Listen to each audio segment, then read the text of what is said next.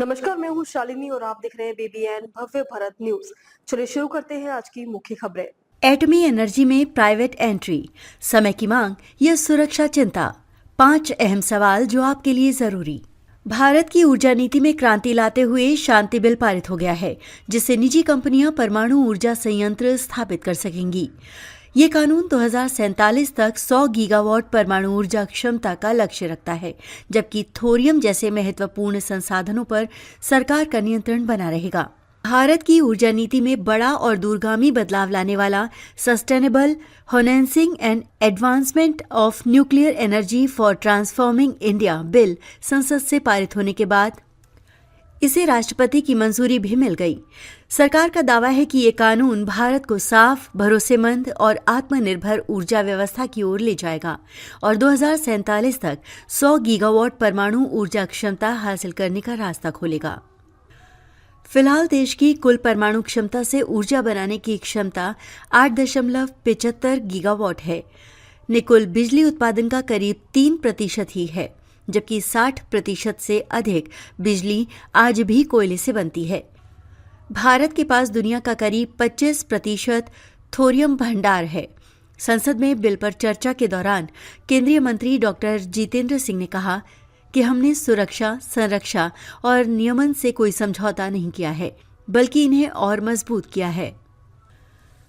परमाणु ऊर्जा सिर्फ बिजली तक सीमित नहीं है। कैंसर के इलाज, कृषि, उद्योग और अनुसंधान जैसे क्षेत्रों में परमाणु और रेडिएशन तकनीकों की भूमिका लगातार बढ़ रही है। अब तक परमाणु ऊर्जा उत्पादन का अधिकार केवल केंद्र और उसकी कंपनियों तक सीमित था। शांति बिल पहली बार निजी भारतीय कंपनियां जैसे अदानी, एल&टी और टाटा पावर सरकार से लाइसेंस लेकर परमाणु संयंत्र चला सकेंगी। डेवलप्ड इंडिया के पार्टनर अनुजेश द्विवेदी ने कहा, 2047 तक 100 गीगावाट और बड़े सुधार जरूरी थे, जिन्हें ये नया कानून आसान बनाता है। सरकार के नियंत्रण में क्या? परमाणु सामग्री और रणनीतिक गतिविधियों पर सरकार का नियंत्रण पूरी तरह बरकरार रहेगा। यूरेनियम और थोरियम का खनन सिर्फ सरकारी या सरकारी नियंत्रण वाली कंपनियां ही करेंगी। खर्च हुआ परमाणु ईंधन तय अवधि तक ठंडा करने के बाद सरकार को सौंपना जरूरी होगा। यूरेनियम संवर्धन, खर्च हुए ईंधन की रीसाइक्लिंग और उच्च स्तरीय एटॉमिक वेस्ट का मैनेजमेंट भी सरकार ही करेगी।